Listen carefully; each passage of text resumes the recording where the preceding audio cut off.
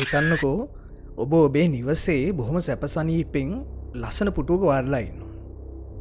එක පාරටම අහේතුකව ඔබ ගිනිියරං අලුවෙලා යන. දානයකට අදාල් සාධක මුකුත්ම නැතුව මනුස්සෙට්ටේම අලුවෙන්න පුළුවන්ද? හොල්මන් කතාකටත් වඩා භයනක පාටයිනේ. හැබැයි මේක අපි ජීවත්වන ලෝක සිද්ධ වෙච්ච සැබෑම සිද්ධියක්. අද අපි කතා කරන්න යන්නේ මුළු මහත් ලෝකෙම බිහිදිරිපත් කරපු ස්වයන් සිද්ධ මිනිස් දානය පිළිබඳ අභිරහස ගැනයි.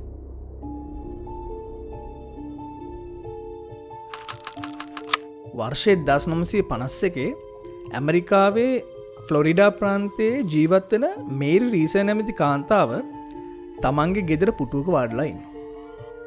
මේ අතරතුර හිටි හැටියෙම අහේතුකව ඇයව පිච්චිලා අලුවෙලා යන.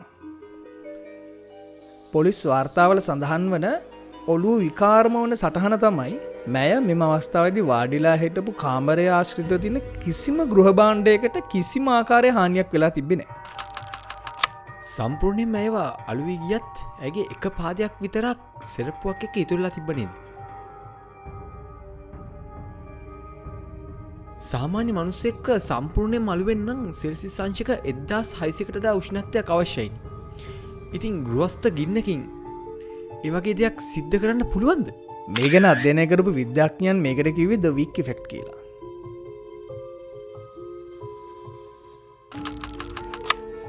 ශරීරය තුළ තිබෙන මේදේ ඉන්ධන ලෙසත් ඇඳගෙන හිටපු ඇඳුම් තිරය ලෙසත් භාවිතා කරමින් ශරීරය තුළින්ම ඇතිවෙන දහනය වීමක් තමයි මේකට හේතුවෙන්. එක වෙද්දි බලන් ඉන්න ඕනෙද? අපිට මේක නවත්තගන්න කිසිම විදියක් නැද්ද?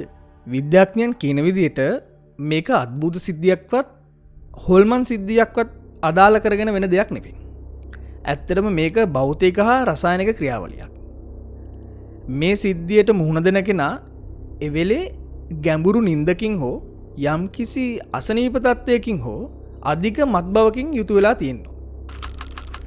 මනුෂ්‍යයා විශ්වයේ ඉහළම තාක්ෂණික නිර්මාණයක් කියන්නේ නිකන් නෙවෙයිනේ.